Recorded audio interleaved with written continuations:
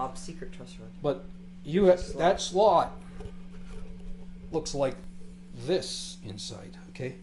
Most people can't figure out how to route that, okay? Because it takes a lot of skill to make a slot like that. To make it real smooth, is what you're Yeah, saying? because then when you tighten the rod, it pushes the neck this way and straightens the neck out, okay?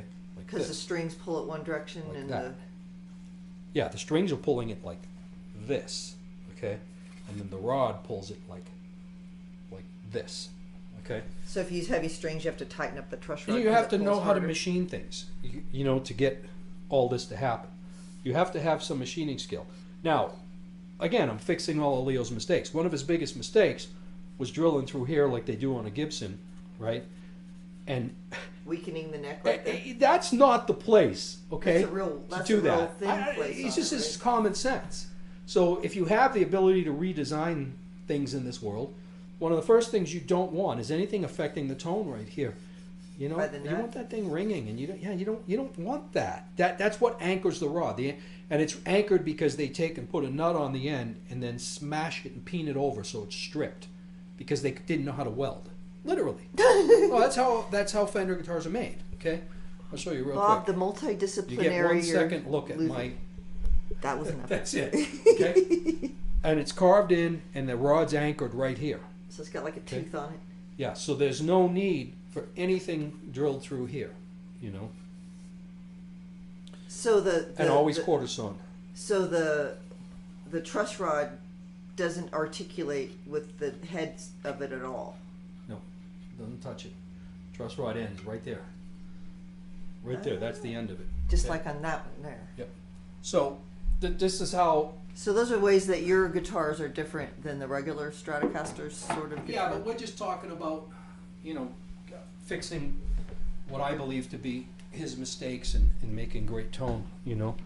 But, and so that's about the discussion basically of, I don't know how stainless frets morphed into truss rods, but it's because everything when someone tells you that doesn't make a difference in your tone, or that doesn't make a difference, or the type string you used, everything makes a difference. Everything. Okay? Now, someone says, oh man, Is this a tone talk? yeah, you got a plastic pick guard, man, that's terrible. Yeah, well, that used to be terrible to me when I used to make all those beautiful original designs. I wouldn't have plastic anywhere on a guitar, right? But I'm going to tell you something, the difference that makes, like I said, everything makes a difference, but the difference that makes is not important compared to the other things on the guitar. You don't want your pickups mounted to the wood unless you're really a novice guitar player, because if you're playing, you know, live and loud and stuff, you're going to have problems with that, you know. This was a great design. This is all hanging from this pick guard. It's isolated from the body. You get body tones in it, but it's not. Oh, so the pickups aren't picking up the You vibration. know, a from lot the of wood. guys, because Eddie Van Halen started that, screwing the pickup directly in, and you know, it's okay to a certain degree, but it's not. To me, it's not. I built guitars like that, you know, and I'm very proud of them. But it's not the be all, whatever you call it, you know. Be all end all. Yeah, there's nothing wrong with some plastic on a guitar. Okay, there's nothing wrong with it. Especially all the plastic especially if you is- believe this is one of the best guitars ever made, a Fender Stratocaster. You're just going to have to agree to some plastic, you know. I mean, that's just all there is to it, right? This video's getting a little long. Half an hour. It looks So like. about these two amps. This one and that one. They're These not might in be- boxes yet. These might be the only two amps this year. I want to try to build two more after these, but I don't know if I will. I know you're getting geared up to do the guitars. Yeah, I'm busy with other things. But, so, they're not in boxes because if you look over there, I got some colors. I have purples, I have And ivory, I have Regular black. I have black. And then there's a green too. The dark green, right? It's under the towel. Yep.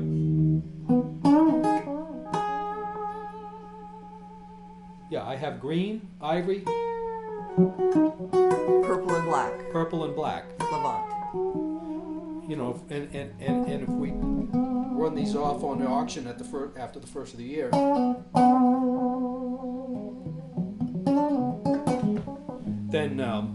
then I have to decide what to put them in, you know, which decides what somebody's going to get, right?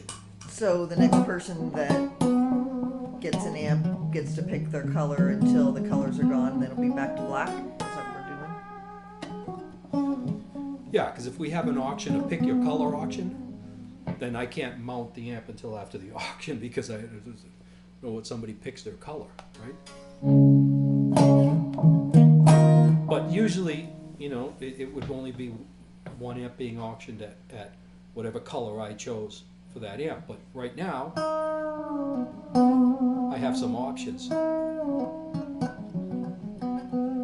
Well, those are the only colors that you like. I like all those colors, yeah. The green was surprisingly beautiful. I mean, you really can't make an amp orange. Because then it would be an orange amp. Right? Those are pretty ugly, actually. Huh? I think they look kind of, I don't know, they look like you should drive by them Yeah, on but the I'm road. just making a joke because there's a company that I know, it's called Orange Amp. all they make is orange. So But they're the same color as those cones on the road.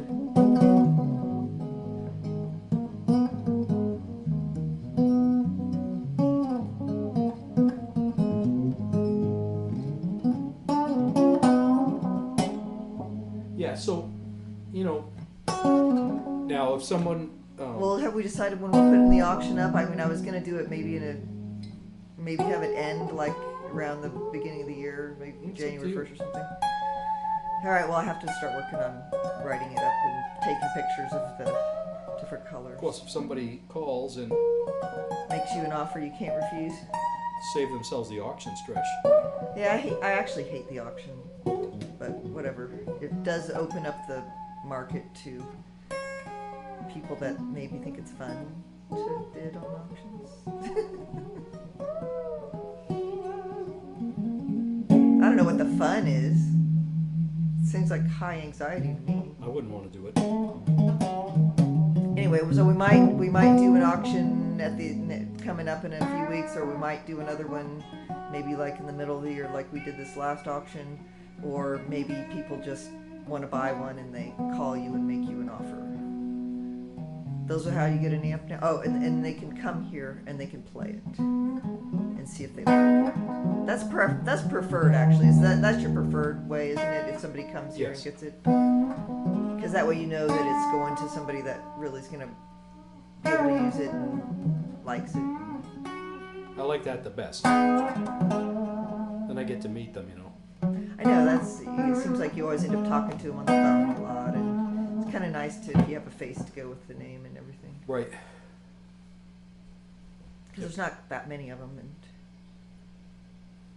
they seem to be gathering up into fewer hands actually than more hands.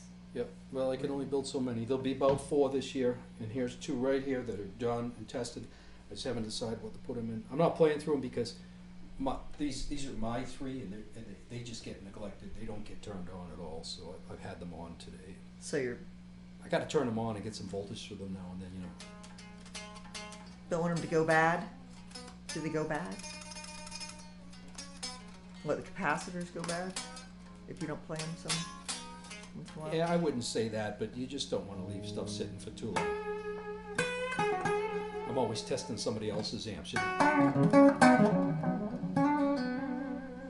know, I don't often get to play mine. That's the prototype, the very first one ever made. It's the one I got dry, and then I got the effects on number 10 or number 11. I forget what number that one on the left is. I On built the that left is number, I think it's 11. I think Brian Betts got 10 and I got 11. I built it. No, he didn't get 10 Maybe because he got number 12. 10 went to Okay, he got 12. Willie. And he got 12. He bought it used. I built, Oh wait, did he get it? then I must have built 11 and 12 together. Because I know for a fact that I kept one of the 2 that I was building when I built the one for Brian Betts. his first stamp. I think it's 11. I think you have 1 and 11. So I And have then you got 11, Fatty and Patty. I think Brian's got 12 then. Fatty Patty up top. Yeah, the amp on the top. I eventually want 4. The last one I ever build will be for me.